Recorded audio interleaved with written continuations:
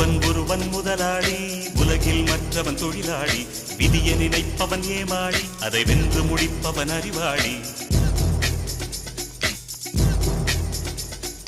ஒருவன் முதலாளி, உலகில் மற்றவன் தொழிலாளி. விதியை நினைப்பவன் ஏமாளி, அதை வென்று முடிப்பவன் அறிவாளி. பூமியை வெல்ல ஆயுதம் எதற்கு, பூப்பறிக்க கோடரி எதற்கு, பொன்னோ பொருளோ பொற்களம் எதற்கு, ஆசை துறந்தால் அகிலம் உனக்கு.